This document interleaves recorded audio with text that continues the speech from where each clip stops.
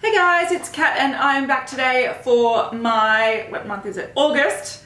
Favorites and fails, and also kind of recap. Now, I've started doing this because I'm not doing as many reviews in this channel as I used to do, and I'm also not really blogging at all. So I'm not really showing as many products or as many reviews as I usually do.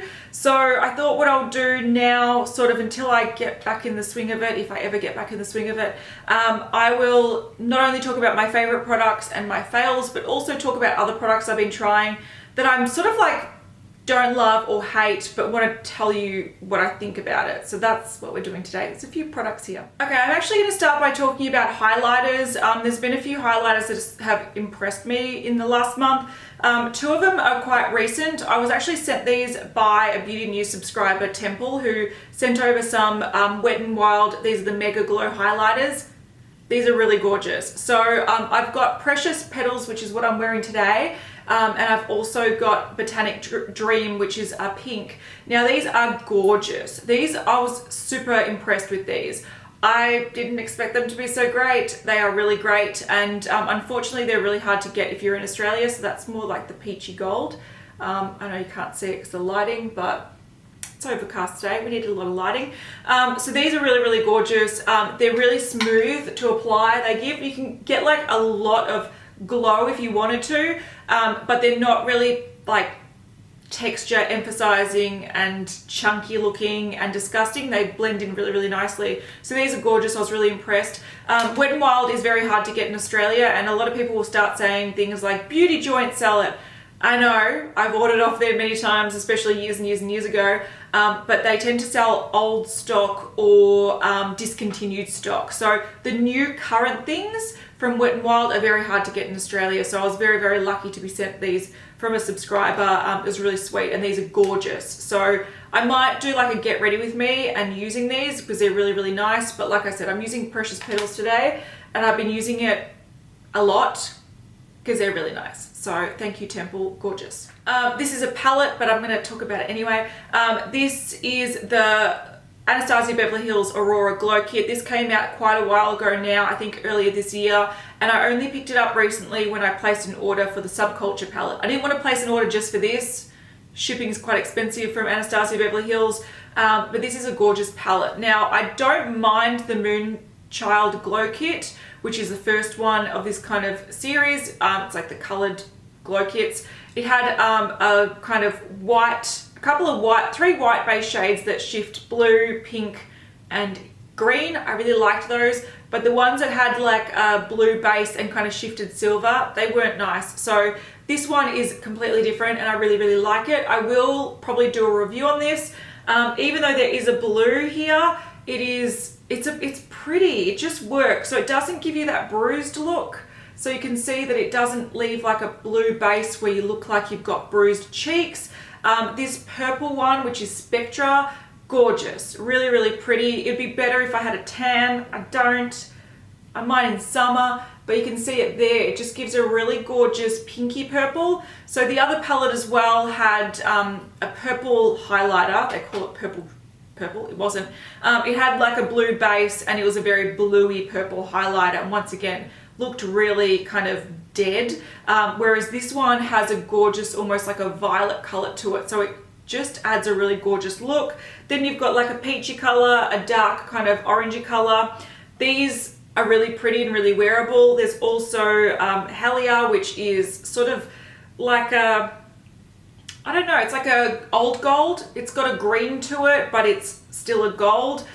It's gorgeous. They're all gorgeous. Then you have this Luna, which is just like a silvery color, but it's not a super icy silvery color, so it is very flattering. It's almost got some pink to it. I don't know if you can see it there, but I will have to do, look, my hand looks gorgeous. It's like a rainbow of gorgeousness. I really like this palette. I'm really happy I bought it, and I think it's a huge step up from the Moonchild Glow Kit. So this one I'll have to do a review of and comparison with the Moonchild Glow Kit.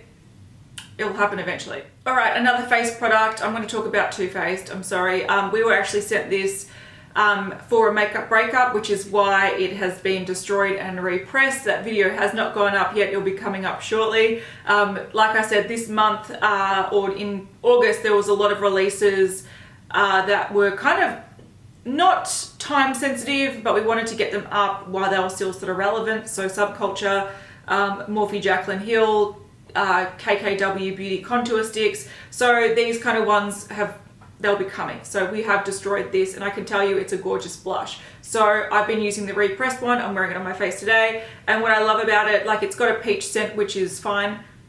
It's fine. I think since we repressed it with alcohol, it's kind of lowered the scent a bit, but this is a really gorgeous peach shade. I don't know if you can see, but I just find it really, really pretty. It's very flattering. It works for my skin tone really well, and I'm quite heavy-handed with blush.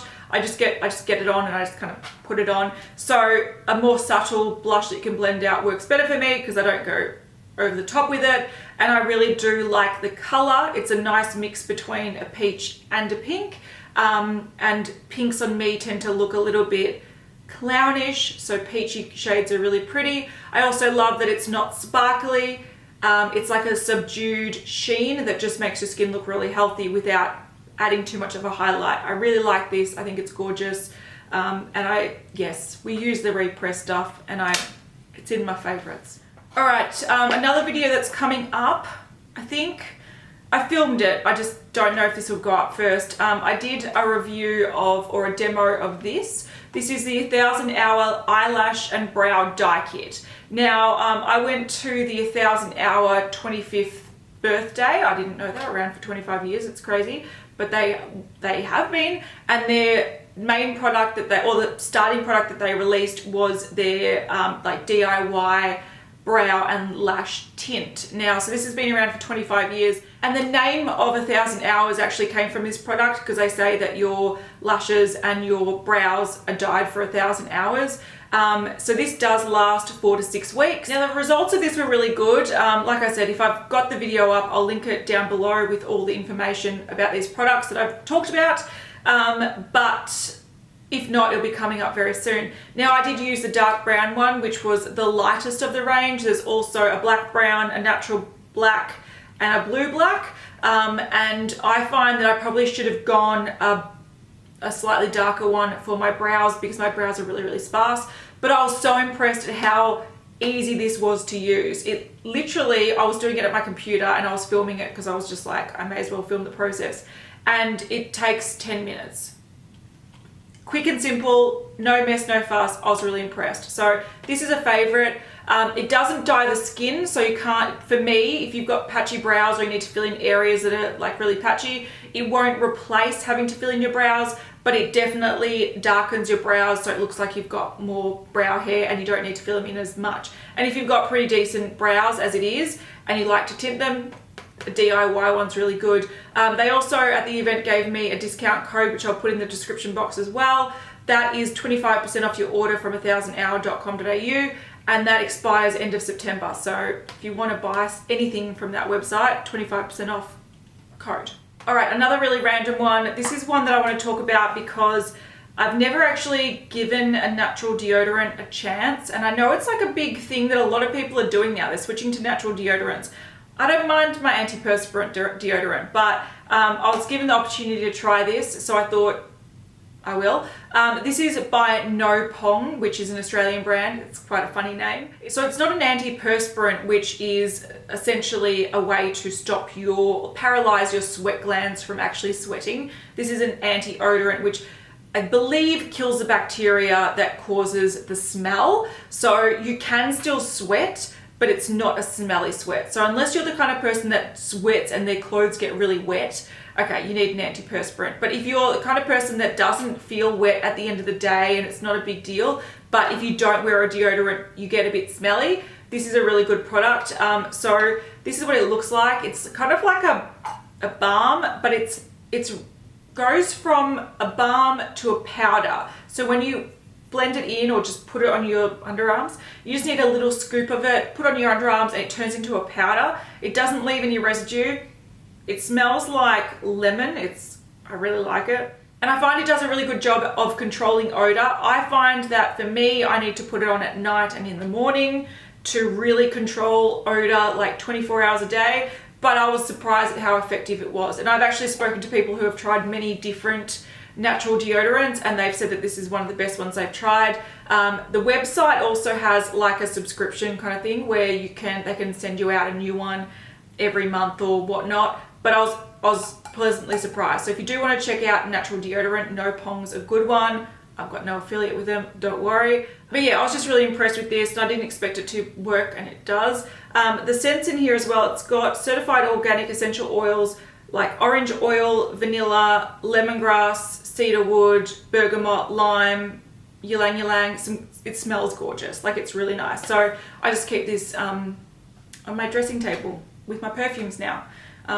It's a good one. All right, then another thing that I ordered throughout the month was this guy here. This is the Jaclyn Hill Morphe brush set. This does cost, I think it's around $150 US. So it gets to around, if you use like a code and get like 10 or 15% off, which sort of covers shipping, you end up paying around $200 or just under $200 for this brush set. But it comes with this cool case, which I'm always bad at opening, but it opens to a tray like this, and you get 23 brushes in here. Now, this is just some of the brushes because some of them are dirty, but I've been really impressed with this brush set. Not only is the box cool, not only can I keep that on my makeup desk like that and keep the brushes in there, but I've been really happy with the brushes. I was really happy that for just under $200, I've got 23 new brushes that I really like. They're super soft. I think all of these brushes for me are very usable, and I have been using them and really enjoying them, but they're very limited. So you can tell that Jaclyn Hill likes certain type of brushes and she kind of sticks with it. So for example, you can see that a lot of these eye brushes are all blending brushes. They're all various shapes and sizes and fibers and whatnot, but they're all blending brushes. Now, luckily I use blending brushes a lot, so it doesn't bother me.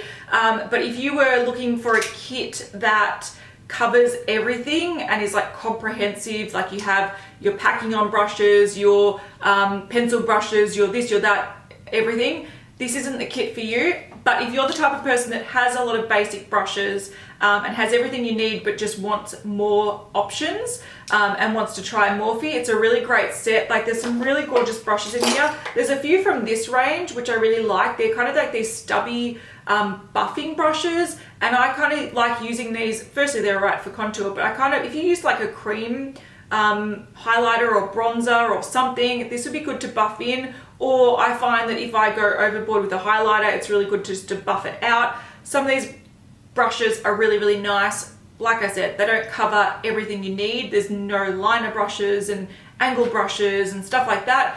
But for what it is, every brush in here I can use, which is great, because most sets I look at and I'm like, I don't want that mini fan brush, and I don't want that spoolie brush, and I don't want that whatever it is. All these brushes in this kit I can definitely use, which I'm quite happy about. So this is one of the best purchases I think I've made this month. All right, on to palettes. Now I've got 4 eyeshadow palettes I want to talk about. May as well start with Morphe. We just spoke about Morphe. I did do a review of the Jaclyn Hill Morphe collab, and I didn't love this. I think it's very, for the price of it and the jacked up price and the jacked up shipping, which ends up costing around $70 US for this, I don't love it. Now, I do like the shade range. I think most Morphe eyeshadow palettes are very limited with the shade range, and this has a wide variety of shades, but they're not the shades that I often go for. A lot of them are warm mattes, a lot of them are pinks, and I just find that this isn't, I can definitely get a variety of looks out of this and some really pretty looks, but I don't love it. And I also find that the quality of this, it's supposed to be increased from a normal Morphe palette, but I find it's harder to use. I find the mattes are very nice and they're good at blending, and you can build them up and, you know, they're fine. But I find a lot of the shimmery shades, which often are the best Morphe formula, they've become very, very oily. And what I mean by that is when you swatch them with your finger, they swatch beautifully, but if you use a brush to pick it up, it applies really patchy and you have to go back about 8 times just to get a nice even bold color on your lid. So I don't like the improved quality of this, but I don't mind it. It's just, not my favorite palette, and I would say that because of all the hype, I would say this month it's a fail. I do, however, really like this palette, which I also picked up at the same time. I'm wearing it on my eyes today. It really inspires me. I really like the quality. This is the Morphe 35F palette, which once again is a lot cheaper than the Jaclyn Hill one. The packaging is not cardboard. It's a lot sturdier. And I just find the shades, once again, it's a typical Morphe palette. It's very limited. It's a lot of same, but it's gorgeous, full colors. These are the sort of colors I like to reach for every day anyway. It's missing, like it's got a row of mattes down the bottom. I'd love a few matte creams, but besides that, this inspires me. The quality of this is much easier to use than the Jaclyn Hill one. This is a favorite. Jaclyn Hill's a fail, and I love the looks that this creates. So I'm wearing all of this on my eyes today, and I just love it. Everything about it. I would love some shimmers to be turned into mattes, some of these light ones, but besides that, gorgeous palette, and the quality is a lot easier to use. I think I did compare brush swatches, a brush swatch of this versus the 35T palette in my review of this, which I'll link down below. And I did find that the Jaclyn Hill one was very oily and patchy, whereas the 35 Taupe palette, one of the dark brown shades in there, made a beautiful kind of smooth metallic finish. And I just think that they messed with the formula and made the formula worse. So I prefer this to this, sadly.